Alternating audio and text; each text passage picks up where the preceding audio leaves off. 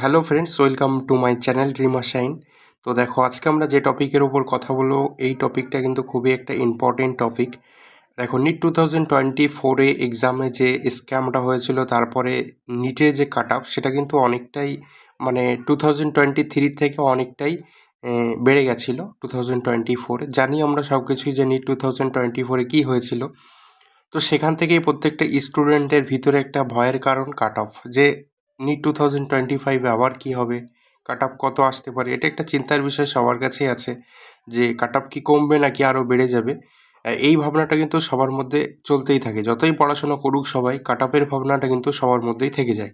তো আজকে আমরা নিট 2025-এ কীরকম কাট অফ দাঁড়াতে পারে, যেহেতু দেখো নিট 2025-এ আমরা অনেক কিছু চেঞ্জেস দেখতে পাচ্ছি, তো তার বেসিসে সেগুলোর উপর ডিপেন্ড করে কাট অফের কী ধারণা একটা দেওয়া যেতে পারে, কাট অফটা কেমন দাঁড়াতে পারে, সেটা নিয়ে আমরা আজকে একটু ডিসকাস করব।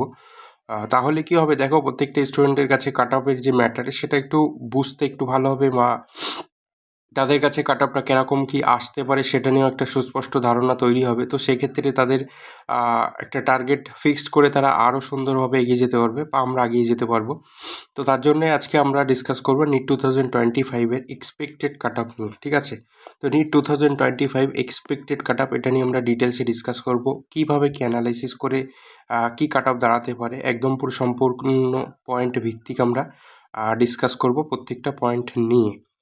তো তার আগেই বলে রাখি, যারা এখনও আমার চ্যানেলটাকে সাবস্ক্রাইব করোনি, অবশ্যই চ্যানেলটাকে সাবস্ক্রাইব করে নাও, কারণ কি এই চ্যানেলে তোমরা নিট রিলেটেড সব কিছু আপডেট পেয়ে যাবে, তার পাশাপাশি নিট স্টাডিটাও পাবে। অ্যান্ড কালই হয়তো আমি তোমাদেরকে আরেকটা ভিডিও দিয়ে দেবো, যেটা হচ্ছে আমাদের কমিউনিটিতে যেটা পোস্ট করেছিলাম, যে 60 ডেজ নিট চ্যালেঞ্জ, সেটা কিন্তু খুব শীঘ্রই চালু হবে।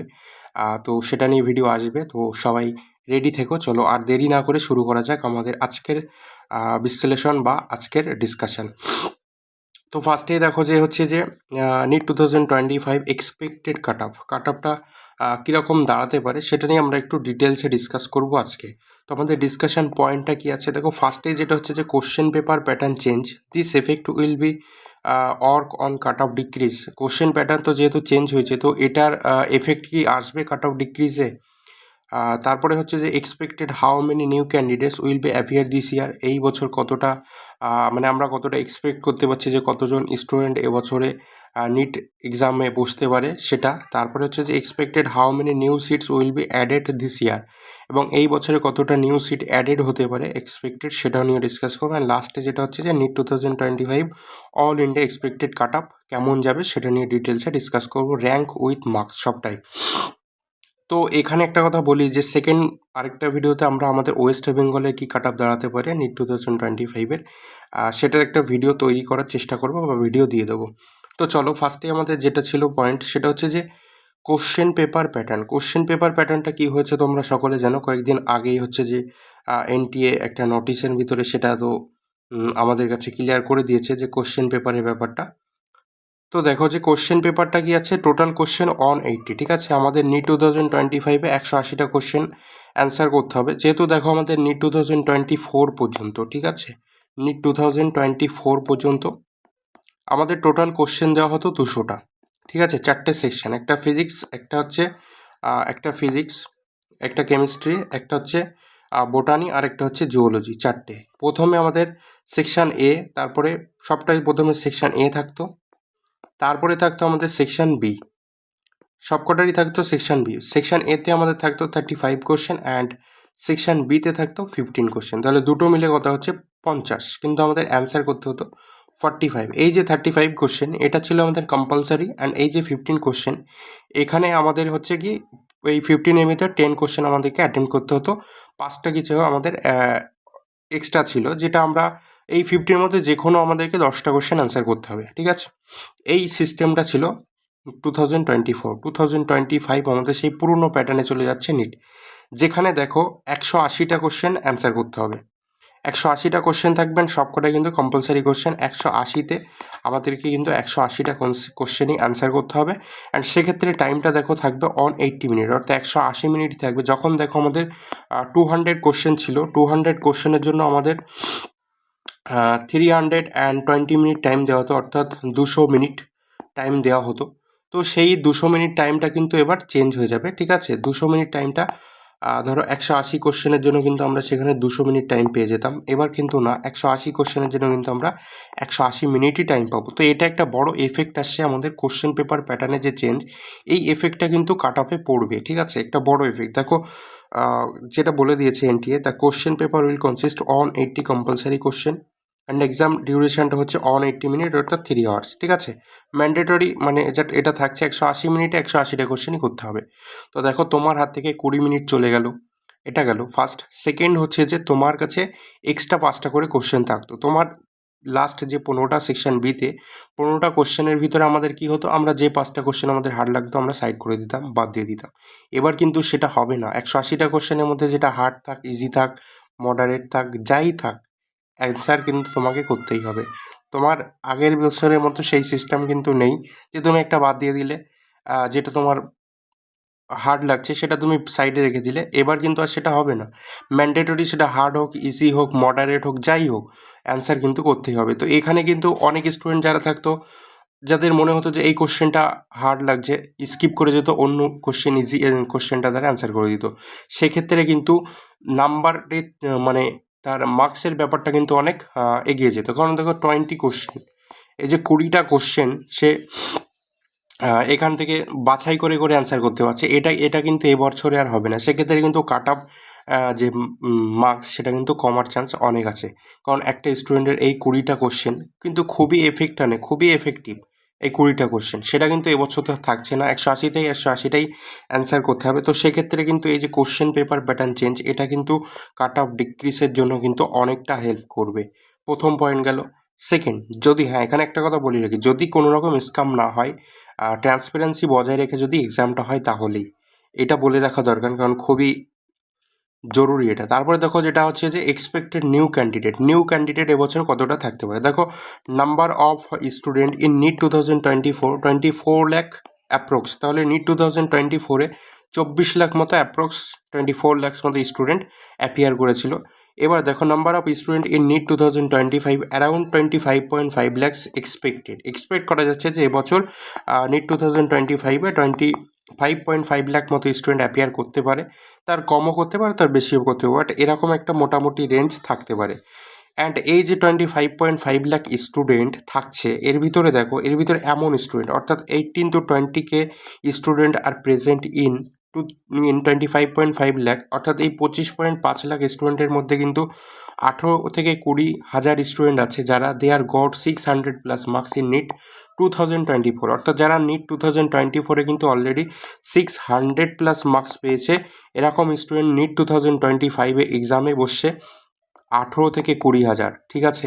তাহলে এই যে ক্যান্ডিডেটটা, এই এতটা ক্যান্ডিডেট, এরা কিন্তু আর একটু এফোর্ট দিলেই কিন্তু এবছর তারা তাদের একটা সিট কিন্তু তারা কনফার্ম করেই নেবে, ঠিক আছে। তো এই 18 থেকে 20K স্টুডেন্ট কিন্তু একটা এফেক্ট আনবে কাট অফে। সেক্ষেত্রে কাট অফটা কিন্তু বাড়ারও চান্সেস আছে, কমারও চান্সেস আছে। চলো তারপরে পয়েন্টে আমরা যাই। তারপরে যেটা হচ্ছে যে অ্যাডেড নিউ সিট, এই বছর কতটা নিউ সিট অ্যাড হতে পারে। Added new seat in NEET 2025 approx 1050, ঠিক আছে, অর্থাৎ 1050টা মতো সিট কিন্তু আমাদের এবছর বাড়তে পারে অল ইন্ডিয়া কোটার ক্ষেত্রে। এটা কিন্তু অল ইন্ডিয়া কোটা, হ্যাঁ, এটা স্টেট কোটা না, এটা অল ইন্ডিয়া কোটার ক্ষেত্রে বলছি। তো সেখানে 1050টা মতো সিট বাড়তে পারে। তো সেক্ষেত্রে কাট অফে কিছুটা, ন্যূনতম কিছুটা ডিক্রিজ করতে পারে। তো এখনও পর্যন্ত আমরা এই 3টে পয়েন্টের উপর ডিটেলসে ডিসকাস করলাম। এইখানে সবচেয়েতে যেটা মেন হচ্ছে যে এটা 18 থেকে 20K স্টুডেন্ট আছে যাদের মার্কস 600+, এই স্টুডেন্টের মধ্যে কিন্তু ম্যাক্সিমাম স্টুডেন্ট তারা নিট 2025-এ কিন্তু বেরিয়ে যেতে পারবে, যদি তারা কনসিস্টেন্সি মেনটেন করে একটু সেভাবে পড়াশুনো করে থাকে তাহলে। চলো এবার এতগুলো পয়েন্ট তো ডিসকাস করলাম। প্রথমে আমাদের মনে হলো কোশ্চেন পেপার প্যাটার্নের যে চেঞ্জ, এটাই কিন্তু সবথেকে বেশি এফেক্ট আনবে আমাদের কাট অফের উপরে এবছর। তো ঠিক আছে, চলো NEET 2025 expected cut off all India quota, এটা কিন্তু আবারও বলছি অল ইন্ডিয়া কোটার জন্য বলছি, এটা স্টেট কোটা অর্থাৎ ওয়েস্ট বেঙ্গলের ক্ষেত্রে যেটা হবে সেটা পরের ভিডিওতে আমরা ডিসকাস করব। তো ফার্স্টেই দেখো এখানে আছে ক্যাটাগরি, তারপরে cut off rank, all India quota and cut off marks. ফার্স্টে আরেকটা কথা বলে রাখি, এই সবটাই কিন্তু এক্সপেক্টেড, ঠিক আছে। এখানে কিন্তু প্লাস মাইনাস হতেই পারে, ঠিক আছে, এটা হওয়াটা স্বাভাবিক, কারণ একবারে অ্যাকিউরেট বা একবারে কারেক্ট যেটা কাট অফ দাঁড়াবে সেটা কারোর পক্ষেই বলা সম্ভব না। একটা এক্সপেক্টেড, আমরা সব কিছু অ্যানালাইসিস করে মানে প্রিভিয়াস 2-3 ইয়ার্স অ্যানালাইসিস করে কিন্তু আমরা একটা কাট অফের জায়গায় আসতে পারি। সেই হিসেবেই কিন্তু এই কাট অফটা এক্সপেক্টেড কাট অফ অ্যান্ড আমাদের যেসব চেঞ্জেসগুলো আসে তার উপর ডিপেন্ড করে কিন্তু এই কাট অফ অ্যানালাইসিস। তো ফার্স্টেই দেখো যে ইউআর ক্যাটাগরির ক্ষেত্রে অল ইন্ডিয়া কোটাতে কাট অফ র্যাঙ্ক যেতে পারে 24.5K অর্থাৎ 24,500 সামথিং মতো যাবে। তো আমরা রেখেছি 24.5K and cut off marks যেতে পারে কিন্তু 628 628 ইউআর ক্যাটাগরি ক্ষেত্রে। ওবিসি ক্যাটাগরির ক্ষেত্রে কিন্তু কাট অফ র্যাঙ্ক যেতে পারে অল ইন্ডিয়া কোটার ক্ষেত্রে 25.2K and cut off marks যেতে পারে কিন্তু 626 অর্থাৎ 626 ইডব্লিউএস ক্যাটাগরির ক্ষেত্রে কিন্তু কাট অফ র্যাঙ্ক যেতে পারে অল ইন্ডিয়া কোটার ক্ষেত্রে 26K অর্থাৎ 26,000 অ্যান্ড কাট অফ মার্কস যেতে পারে কিন্তু 624 624।